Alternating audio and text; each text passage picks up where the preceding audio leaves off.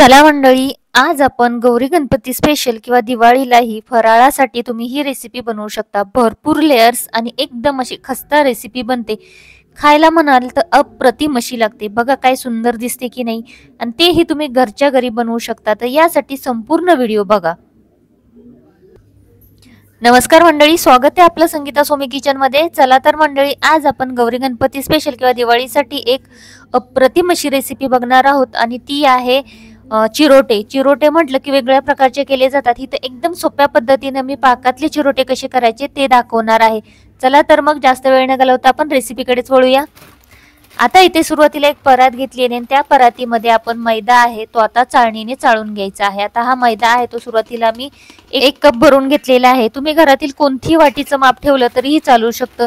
त्याच वाटीने तुम्ही बाकीची पण जे आपण पदार्थ घेणार आहे त्यांची माप ठेवा, म्हणजे ते व्यवस्थित आपली जी रेसिपी आहे ती बनली जाते आणि कुठेही बिघडत नाही। आता इथं मैदा म्हणाल तर मी 2.5 वाटी किंवा 2.5 कप घेतलेला आहे आणि तो आपण चाळणीने चाळून घेऊया। आता इथं मैदा तर चाळून झालेला आहे, थोडासा पसरवून घेऊया हाताने, आणि त्यानंतर यावरती आता घालायचं आहे तूप। तर तूप घालताना रूम टेम्परेचरवरचं तूप घालायचं। इथं चवीनुसार मी थोडंसं मीठ ऍड केलेलं आहे, म्हणजे आधी मी वितळवून घेतलं होतं आणि त्यानंतर घेतलेलं आहे। तर इथं अर्धा कप मी तूप घेतलेलं आहे, किंवा अर्धा कपाला थोडंसं कमी घेतलं तरीही चालू शकतं, पण अर्धा कप घातलं की एकदम परफेक्ट अशी रेसिपी बनते। इथं फक्त मी मगाशी गरम करून ठेवलं आणि थोडं थंड झाल्यानंतर मग आपण याच्यावरती घालून घेतलेलं आहे। आता तूप घालून घ्यायचं आणि चांगलं तूप आहे ते पिठामध्ये चांगलं मिक्स करून घ्यायचं आहे। जेवढं चांगलं तूप आहे ते पिठाला मिक्स होईल बघा, जसं तूप मिक्स होत जातं ना तसं याचा कलर चेंज होत जातो। छानपैकी दोन्ही हातावरती चोळून या पिठामध्ये तूप आहे ते मिक्स करून घ्यायचं। असा मुटका केल्यानंतर इथं बघू शकता पिठाचा छानपैकी मुटका तयार होतोय, म्हणजे आपलं तूप आहे ते पीठ आहे ते परफेक्ट तयार झालेलं आहे असं समजायचं।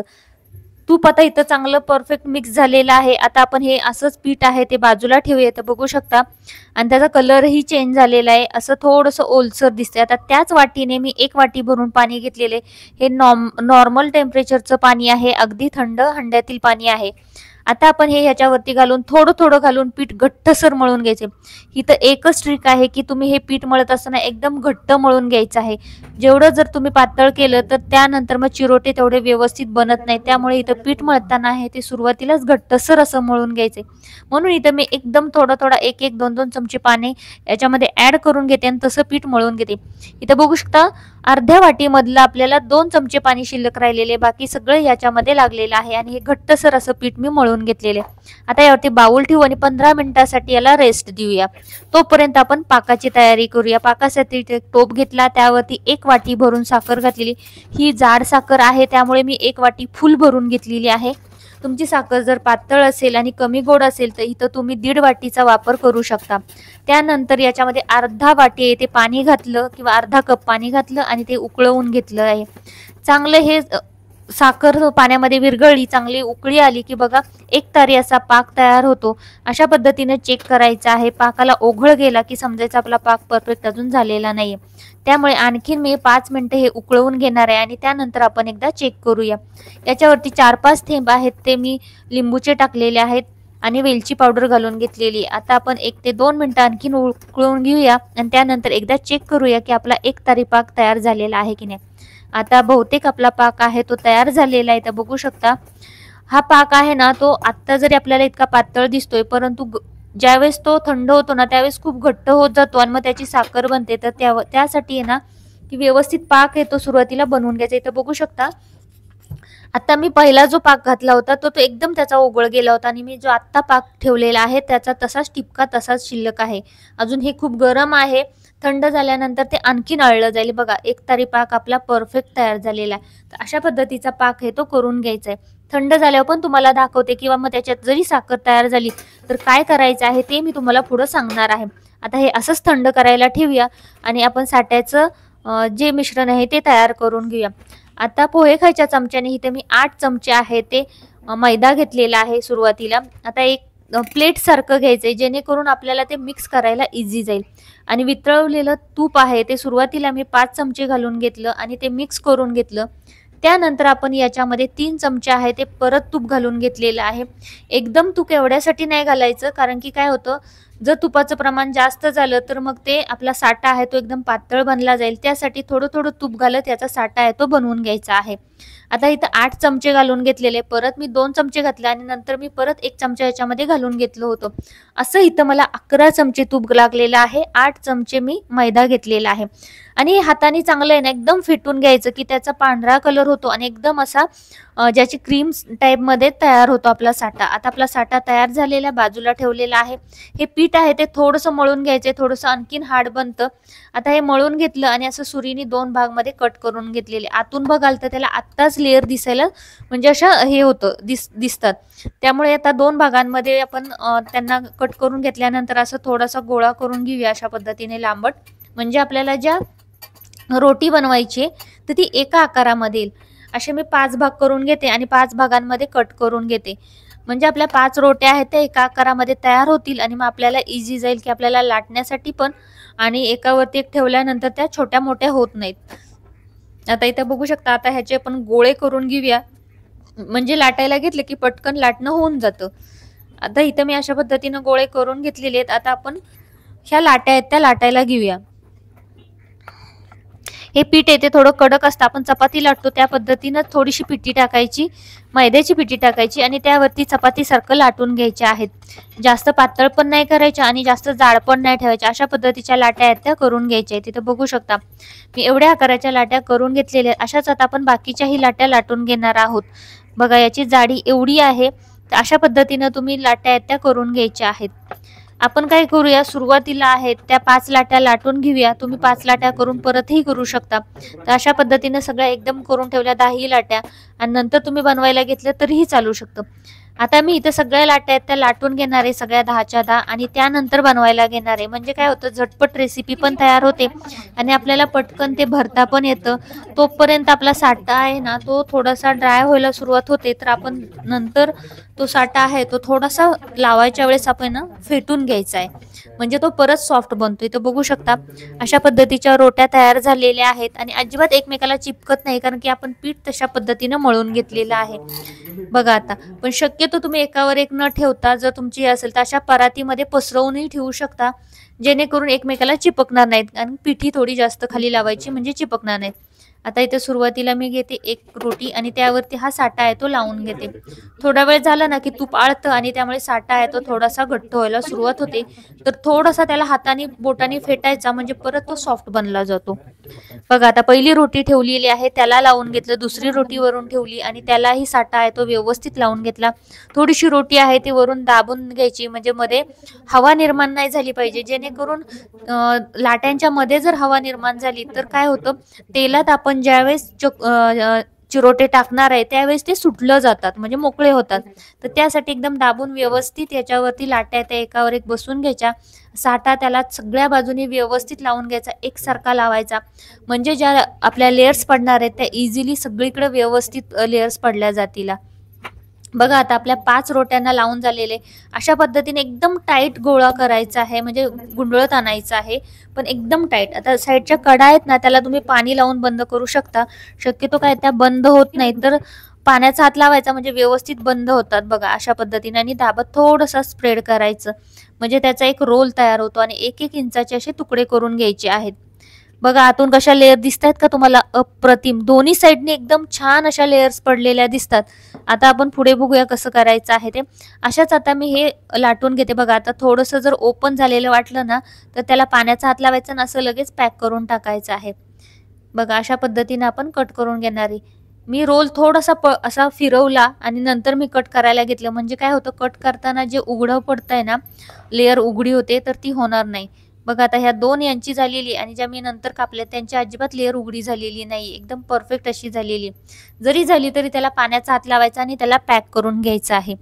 बघा आता म्हणजे 5 रोट्यांच्या आपण एवढ्या चिरोटे तयार केलेले आहेत. आता आपण दुसराही रोल हे करून घेऊया आणि तोही अशाच पद्धतीने कट करून घ्यायचा आहे. बघा काय मस्त लेअर दिसतात का नाही, एकदम खुसखुशीत, आणि सगळ्या लेअर आहेत त्या एकदम तुम्हाला म्हणजे एकदम समोर दिसत आहेत की किती लेअर पडलेल्या आहेत त्या.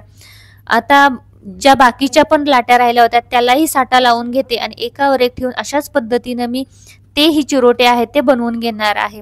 इथं फक्त रोटी ज्यावेळेस एकावर एक ठेवाल तेव्हा दाबून ठेवा आणि रोल करताना व्यवस्थित दाबून रोल करा, म्हणजे आपला चिरोटा आहे तो तेलामध्ये अजिबात निसटणार नाही आणि सुटणार नाही. बघा अशा पद्धतीने आपण करून घेतलेले आहेत. काय मस्त झालेले आहेत, बघूनच ना असं खूप सुंदर दिसतात, अप्रतिम. बघा काय छान असे त्याला लेयर्स दिसत आहेत आतमधून. चला तर आता याला काय करायचे, हाताच्या साह्याने असं अंगठा आहे ना यांनी दाबून घ्यायचे आणि असं थोडंसं चपटं करायचं, म्हणजे थोडंसं क्रॉस दाबायचं, म्हणजे काय होतं दोन्ही साईडच्या कडा आहेत ना, एक त्या साईडला जातात आणि एक ह्या साईडला जातात, दोन्ही साईडला आपल्याला त्या लेयर्स दिसल्या जातात.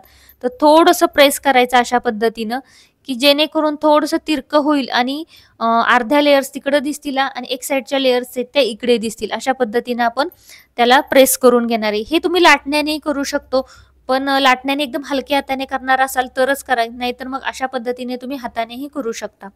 बघा लेयर्स कसल्या भारी दिसत आहेत का नाही. अशा पद्धतीने मी बाकीचे पण चिरोटे आहेत ना ते हाताने प्रेस करून घेतलेले आहेत आणि बघा त्याला काय मस्त असे दोन्ही साईडनी लेयर्स पडलेले आहेत. आता हे चिरोटे आहेत ते तुम्ही बघू शकता किती छोटे आणि चपटे आहेत. तेलानंतर म्हणजे आपण तेलात टाकल्यानंतर बघा कसे होतात ते. आता इथं पाक आपला अशा पद्धतीचा झालेला आहे, तेलही गरम झालेलं आहे. आता यावरती आपण चिरोटे घालून घेऊ. सुरुवातीला काय झालं, माझ्याकडून थोडंसं तेल गरम झालेलं आहे त्यामुळे मी गॅस बंद करून टाकला, म्हणजे थोड्या वेळासाठी गॅस बंद केलेला आहे, म्हणजे आपले चिरोटे ते जास्त जळणार नाहीत आणि व्यवस्थित पकले जातील. काय होतं एकदम फास्ट गॅस असेल तर वरून चिरोटे आहेत ते तळले जातात आणि आतून कच्चे राहतात. चिरोटे ते मीडियम ते स्लो वरती एकदम थोडासा गॅस आहे ना कमी जास्त करत करत तळून घ्यायचे, म्हणजे ते संपूर्ण आतील ज्या लेयर्स असतात त्या चांगल्या भाजल्या जातात. बघा आता काय मस्त लेयर्स दिसत आहेत का नाही, अप्रतिमच, खूपच सुंदर दिसतात आणि खायला म्हणाल ना तर अप्रतिम अशी ही रेसिपी बनते. नक्की ह्या दिवाळीमध्ये किंवा मग गौरी गणपतींमध्ये फराळासाठी तुम्ही अशा पद्धतीचे चिरोटे बनवू शकता आणि मुलांना घरच्या घरी बनवून देता येतं, झटपट बनवता येतात. अप्रतिम अशी ही रेसिपी आहे. बघा आता हे आपण थोडं थंड करायला ठेवूया आणि त्यानंतर आपण पाकामध्ये घालून घेणार आहे. आता दुसरा भाजा मी असाच घालून घेते. इथं चिरोटे तळत असताना ना अजिबात गडबड करायची नाहीये. सुरुवातीला असं वाटलं की खूपच तेल थंड झालंय तर थोडासा मीडियम आणि स्लोच्या मधोमध ठेवायचा, म्हणजे बरोबर चिरोटे ते तळले जातात. बघा कशी फुगून असे वरती येतात, तेलावरती तरंगायला सुरुवात होते आणि त्यांच्या लेयर्स आहेत ना त्या अशा ओपन झालेल्या दिसत आहेत, अप्रतिमच. चला तर अशाच पद्धतीने आपण बाकीचे पण जे चिरोटे आहेत तेही अशाच पद्धतीने तळून घेणार आहे. अगदी सोनेरी रंगापर्यंत स्लो टू मीडियम गॅसवरती तळून घ्यायचे आहेत, अजिबात गडबड करायची नाही. जेवढे चांगले स्लोवरती तुम्ही तळाल तेवढ्या छान त्याला लेअर मोकळ्या होतात आणि दिसायला एक खूप सुंदर दिसतात, एकदम खुसखुशीत खस्ता असे चिरोटे ते तयार होतात. बघा काय मस्त लेअर दिसत आहेत त्या, अप्रतिमच, खूपच सुंदर लेअर पडल्या जातात आणि एकदम इझिली आहे, कमी साहित्यामध्ये तयार होतात. आपण विकत आणण्यापेक्षा असं घरच्या घरी बनवून मुलांना देऊ शकता, तुम्ही फराळासाठीही बनवू शकता. अशाच आता बाकीच्याही मी चिरोटे जे हे करून घेतले होते तेही आपण तेलामध्ये असेच तळून घेऊया. असं वाटलं की तेल जास्त गरम झालेलं आहे तर सरळ गॅस बंद करा, थोडंसं तेलाचं टेम्परेचर कमी आलं की त्यानंतर गॅस चालू करा आणि स्लो ते मीडियम वरती बाकीचेही चिरोटे आहेत ते अशा पद्धतीने तळून घ्यायचे आहेत. चिरोटे तळताना थोडा वेळ लागतो, जास्त गडबड करायची नाही. व्यवस्थित ते तळून घेतले तर आतपर्यंत ते भाजले जातात अगदी. आता बघा काय मस्त कलर आलेला आहे, तर असेच आपण बाकीचेही चिरोटे आहेत ना तेही तळून घेऊया. मंडळी आता बाकीचे चिरोटे तर आपण तळायला टाकलेले, तोपर्यंत हे चिरोटे आहेत ते थोडे थंड झालेले आहेत. आता आपण हे पाकामध्ये डुबवून घेऊया. बघा आता काय मस्त लेअर दिसत आहेत की नाही. असे पाकामध्ये 3 ते 4 टाकायचे, जेवढा तुमचा टोप असेल किंवा जेवढं भांडं असेल त्या पद्धतीने, आणि त्यावरती पाकामध्ये चांगले डुबवून घ्यायचे. 1-2 मिनिटं फक्त पाकामध्ये ठेवायचे आणि त्यानंतर आपण हे काढून घेणार आहे. जास्त वेळ पाकामध्ये ठेवायची गरज नाहीये. आता इथं पाक पण बघा थोडा घट्ट होत चाललेला आहे आपला. साईडला मी जे चिरोटे राहिले होते तेही तळायला ठेवलेले आहे. चिरोटे जोपर्यंत तळतायत तोपर्यंत आपण इथं पाकात डुबवलेले जे चिरोटे आहेत त्यांना 1-1.5 मिनिटं झालेलं आहे ते आपण आता बाजूला काढून घेऊया. साखरेचा पाक आहे ना एक्स्ट्राचा, तर अशा पद्धतीने चाळण ठेवायची, त्याच्या खाली एक भांडं ठेवायचं आणि त्याच्यावरती असे चिरोटे ते सगळे काढून घ्यायचे आहेत. त्याच्यावरती जर एक्स्ट्राचं पाक असेल तर तो खाली निथळला जातो आणि फक्त त्याच्यावरती जे असेल तेवढाच पाक त्याच्यावरती राहिला जातो. बघा काय एकदम असं चकमकीत असे आपले चिरोटे दिसत आहेत का नाही. तुम्ही हा पाक जर समजा तुमची साखर तयार झाली किंवा आपण पाक थंड झाल्यानंतर काय होतं, खाली साखर कधी कधी तयार होते किंवा पाक एकदमच घट्ट होतो की आपल्याला चिरोटे त्याच्यामध्ये भिजवता येत नाहीत किंवा डुबवता येत नाही. तर त्यावेळेस तुम्हाला सांगते की काय करायचं आहे ते बघा. अशा पद्धतीने त्याच्यावरून व्यवस्थित डीप करायचे आहेत पाकामध्ये आणि असंच आपण चाळणीवरती काढून घेणार आहे. पाक करताना समजा पाक थोडासा घट्ट झाला किंवा काय झालं तर आपण काय करू शकतो तर तेही सांगणार आहे, जेणेकरून काय होतं, पाक घट्ट झाल्यानंतर मग चिरोट्यांवरती एकदम साखर साखर दिसती, तर ती साखर साखर दिसू नये त्यासाठी आपण काय करूया. आता बघा, आधी सुरुवातीला हे चिरोटे आहेत ते मी डुबवलेले होते, ते आता आपण व्यवस्थित काढून घेऊया, म्हणजे एक्स्ट्राचा पाक आहे तो खाली टोपामध्ये निघेल आणि बाकीचे चिरोटेही आपल्याला बुडवता येतील. बघा, अशा पद्धतीने चमच्याच्या साहाय्याने त्याच्यावरती पण तुम्ही पाक घातला ना तरीही त्याला तो ऑब्झर्व करतो आणि व्यवस्थित दिसतो. बघा, आता हे पाक आहे ना थोडा घट्ट झालेला आहे. गॅस मी चालू केलाय ऑलमोस्ट, आणि आता थोडंसं पाणी त्याच्यामध्ये घालून घेतलं आणि आपण एक उकळी काढून घ्यायची आहे. म्हणजे काय होतं, जी साखर तयार होते किंवा पाक एकदमच घट्ट झालेला असतो तो थोडासा पातळ होतो आणि मग आपल्याला बाकीचे चिरोटे मिक्स करायला इझी जातात. आता अशा पद्धतीने मी थंड करून घेतला पाक आणि त्यानंतर आपण हे बाकीचे चिरोटे यावरती घालून घेतलेले आहेत. आता या चिरोट्यांवरती ना मी असं चमच्याच्या साह्याने पाक घालून घेते आणि म्हणजे ते ऑब्झर्व करून घेतील. बघा, मस्त अशा लेयर्स पडलेल्या आहेत, एकदम खारीसारख्या, अप्रतिमच. काय सुंदर दिसतोय की नाही रंग. चला तर, आपले सगळे चिरोटे तयार झालेले आहेत बाप्पांच्या प्रसादासाठी, गौराईच्या प्रसादासाठी.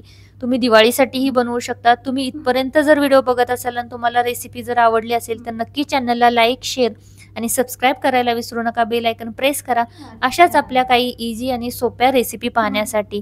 बाकीच्याही गौरी गणपतीच्या रेसिपी तुम्हाला संगीता सोमी किचनवरती पाहता येतील. धन्यवाद.